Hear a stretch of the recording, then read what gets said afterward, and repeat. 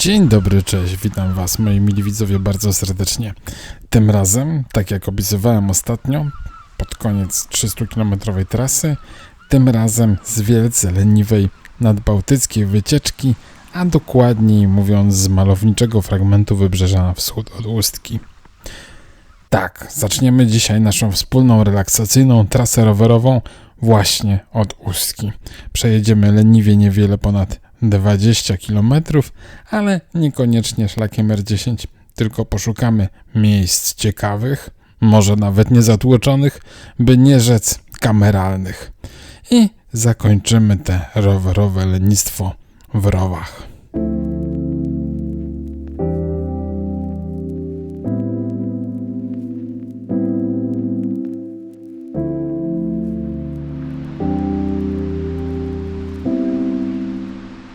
W Ustce z tej części promenadowej można się bardzo łatwo wydostać. I w parku, i za parkiem możemy, bo mamy drogi, to znaczy dróżki rowerowe, to znaczy w obydwu parkach, bo przejeżdżamy najpierw przez park Chopina i przez park uzdrowiskowy, a potem jeszcze kawałek przez taki nastrojowy, powiedzmy, lasek nadmorski. I w okolicach wejścia plażowego numer 17 mamy dylemat. Czy udać się już w głąb lądu, żeby dalej podążać ulicą Wczasową, czy jeszcze chociaż przez chwilę poprzebywać nad morzem.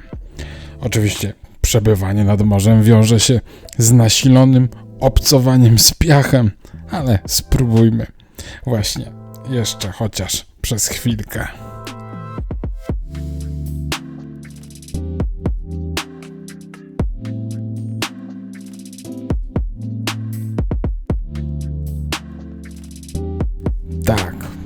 Tak to wygląda w topowy, chyba najbardziej topowy weekend wakacji, czyli ten w okolicach 15 sierpnia. A nadbałtycka pogoda tego roku dopisała i to bardzo. Ale w takim razie, tym bardziej poszukiwanie miejsc kameralnych, miejsc pozwalających na czasową choćby ucieczkę od zgiełku, takie poszukiwania będą tym bardziej satysfakcjonujące. Oczywiście, jeżeli coś przynajmniej częściowo ciekawego w końcu znajdziemy.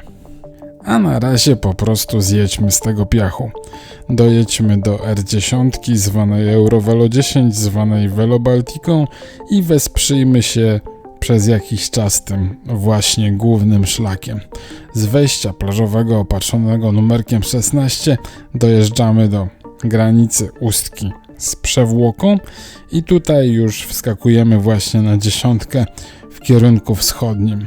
Na dzień dobry mamy na wszelki wypadek oznaczenie, że będzie nierówno, gdyż im bardziej na wschód Velo Baltica sięga, tym bardziej te odcinki potrafią być zaskakujące.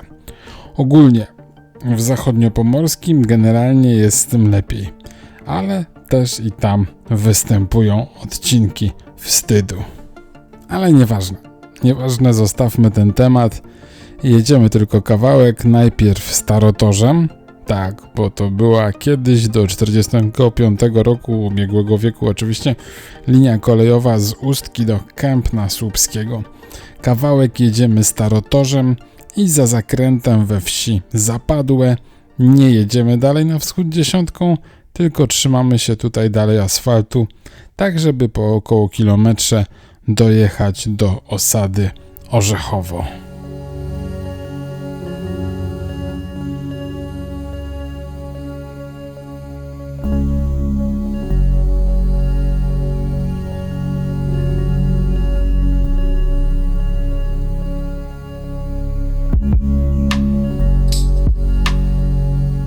Na parkingu było kilka aut, ale generalnie w porównaniu z zurbanizowanymi rejonami plażowymi można powiedzieć, że jest tutaj niemal pusto. Oczywiście na samej plaży będzie trochę ludzi, ale my jesteśmy przede wszystkim zainteresowani bardzo charakterystycznym fragmentem wybrzeża tutaj. Albowiem rzadko się zdarza w tej części Bałtyku, żeby niewielki, acz pagórkowaty klif był dodatkowo poszarpany przełomem takiej niewielkiej rzeczki uchodzącej tutaj do morza. To właśnie ujście Orzechowej plus buczynowy las z prześwitem na morze czyni ten zakątek tak bardzo fotogenicznym. Ale owa malowniczość jest okupiona pewnym kosztem. Brzeg morski tutaj cofa się w wyjątkowo szybkim tempie, około 2 metrów rocznie. Tak więc jeżeli ktoś lubi odwiedzać te same zakątki, zwłaszcza nad morzem, to może być to wyśmienity pretekst do fotografowania dynamicznie zmieniającego się rok w rok krajobrazu. A jakby mało było komuś tych niepokojących akcentów w zdawałoby się idyllicznym pejzażu, to zawsze może sięgnąć po miejscową legendę o piratach, którzy mieli grzebać tutaj ofiary swoich napadów, wykorzystując wysoki klif do obserwacji i zwabiania okrętów na mielizny, gdzie dodatkowo rzeczka i bagnisty teren skutecznie broniły dostępu z kolei do ich osady twierdzy. I stąd też miała powstać jakże urokliwa nazwa na to właśnie ujście, czyli Trupia Rzeczka.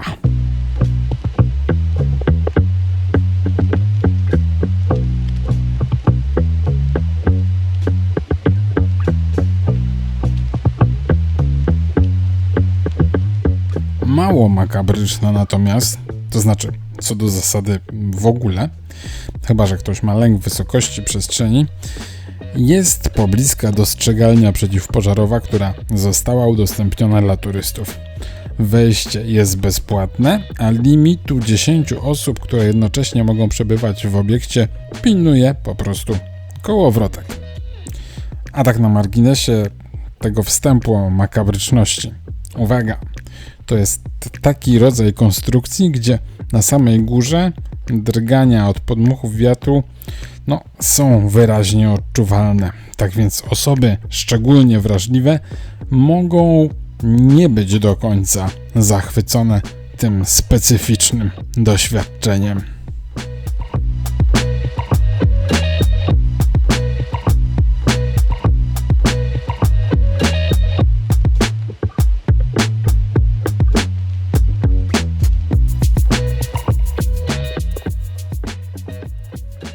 Piasku na wydmach będzie jeszcze na pewno totalnie sporo. To już chyba mogę zdradzić w następnej nadmorskiej relacji, w której to odwiedzimy Wydmę Czołpińską.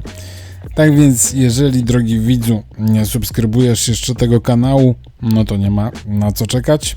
Nie zastanawiaj się, bo przegapisz Wydmy. A ostatnio na kanał wpada dużo rozmaitych tematów. Tak więc Orzechowską Wydmę sobie spokojnie teraz tutaj pomijamy, żeby sprawdzić, jak dalej wygląda droga z dala od R10. Bo jedzie się całkiem przyjemnie, a i okoliczności przyrody przykuwają bardziej uwagę, aniżeli jazda pośród samych pól uprawnych. I tak przez najbliższe 3 km tak naprawdę mijamy może, z trójkę rowerzystów, aż do ponownego spotkania z Velobaltiką. Jest naprawdę bardzo kameralnie. Płyt Jumbo na początku jest niewiele, a zmienny krajobraz skutecznie odwraca uwagę od telepania. Po dojechaniu do 10, dosłownie chwilę będziemy podążać z głównym nurtem, bo już tuż po jakichś 200-300 metrach proponuję znowu odbić w las i taką bardziej ścieżką, taką drogą leśną, ale wygodną, udać się w kierunku plaży w okolicach Poddąbia, gdzie natrafimy na kolejny ciekawy fragment wybrzeża.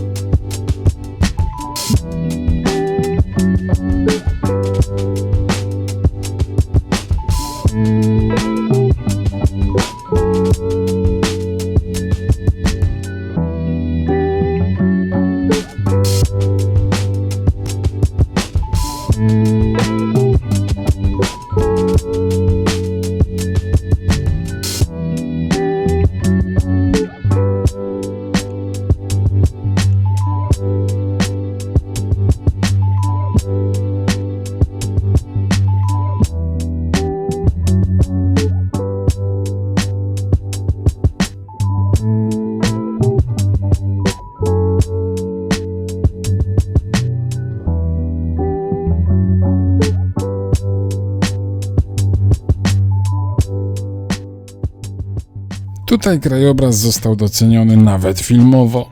W 1954 roku kręcono tutaj Ucztę Baltazara, a w czasach zdecydowanie bardziej współczesnych powstały tutaj ujęcia do serialu Absolutni debiutanci. Nie wiem, czy dzisiejszy mostek przerzucony przez parów jest jakimś nawiązaniem do dawniejszej konstrukcji, jaka się być może tutaj znajdowała, ale dawniej istniała w tym miejscu osada rybacka Altstrand, która została dotknięta szczególnie żywiołem w trakcie sztormu we wrześniu 1914 roku, co wraz z postępującą erozją klifu, wybrzeże tutaj również cofało się w tempie około 2 metrów rocznie, wszystko to skłoniło mieszkańców Altstrand do przeniesienia się w rejon właśnie dzisiejszego Poddąbia.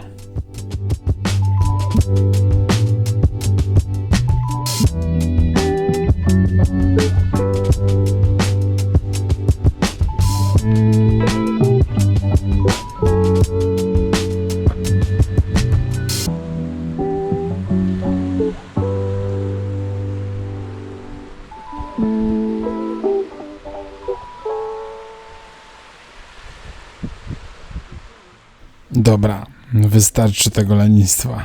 To znaczy, no nie, ogólnie to nie wystarczy, ale inaczej po prostu w ogóle nie ruszymy się dalej. A jeszcze kawałeczek, taki mały kawałeczek drogi jest przed nami. Do Poddąbia, do samej wsi jest około kilometra z plaży, takiej właśnie drogi, nazwijmy to plażowej, a sama osada jest chyba jedną z najbardziej spokojnych i niezagraconych wsi w tym rejonie. Do rowów pozostało jeszcze około 6 km według wskazań jednego z naprawdę nielicznych drogowskazów rowerowych na tym odcinku trasy R10 i tak patrząc na ślad GPS, to raczej jest to odległość do wjazdu w rowy, aniżeli dystans do tak zwanego centrum. Nieważne. W każdym bądź razie teraz już będziemy jechać 100% R10, co za chwil parę może okazać się wcale nie takie super. No ale nie uprzedzajmy faktów.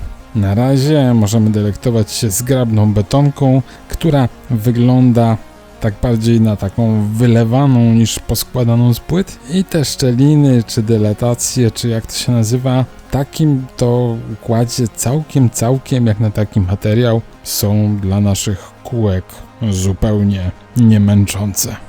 No i po wyjechaniu z betonki na drogę prowadzącą od Wojewódzkiej do Rowów mamy taką nieco, powiedzmy, konfuzję. Mamy takie wymalowane pobocza, które potem zamieniają się w takie jednostronne pobocze i o ile generalnie poza szczytami komunikacyjnymi jest to droga, powiedzmy umownie, lokalna, jak wiele lokalnych, to jednak przy zwiększonym ruchu, a rowy rosną z roku na rok, no może to nie być najbardziej komfortowy odcinek, zwłaszcza dla rowerowego ruchu familijnego, jeżeli ktoś po prostu patrzy na R10 jako na taki gotowy w całości szlak.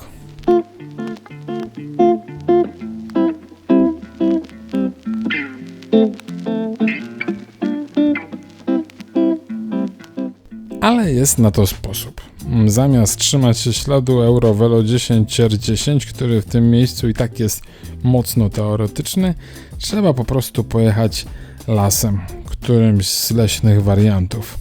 Będzie trochę piachu, ale widoki będą zdecydowanie lepsze, zwłaszcza jeśli pojedziecie bliżej brzegu. Zerknijcie proszę na ślady GPS, linki umieszczam w opisie do tego filmu i tym razem są to dwie trasy, do Rowów i powrotna. Właśnie taka bardziej nadbrzeżna w tej części, a potem bardziej trzymająca się R10. Nie będę za dużo opowiadał o śladach GPS, jak spojrzycie, to wszystko wam się poukłada.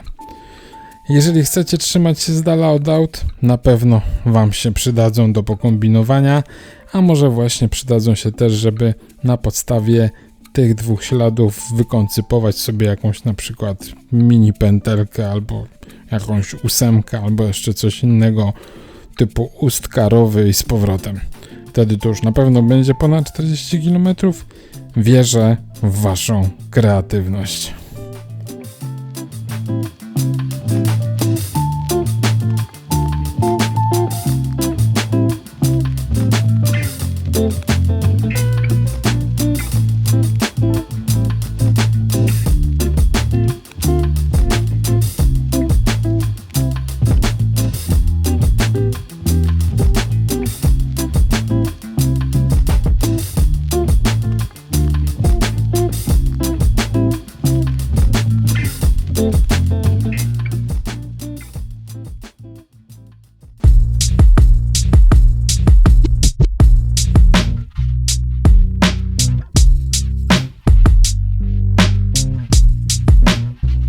Obiecywałem lenistwo w dzisiejszej relacji i lenistwo, mamy lenistwo.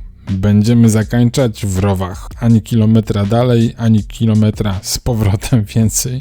Muszę nasiąknąć nadbałtyckim klimatem w pełni, a rowy w zupełności taki nadbałtycki klimat zapewniają. Muszę nasiąknąć po ostatnich ekscesach, tych długodystansowych i tych górskich. Wchłaniam się tego bursztynowego klimatu i znowu momentalnie zatęsknię do wysiłku, trudu, kilometrów i podjazdów. Także na pewno wkrótce będą filmy górskie. Ale też nie zakończyliśmy tutaj poszukiwań spokoju. Pamiętam o tym, tak jak wcześniej wspomniałem, będzie Wydma Czołpińska i choć teraz patrząc na te karuzele kolorów trudno w to uwierzyć, to poszukamy prawdziwego spokoju, prawdziwej ciszy, przyrody.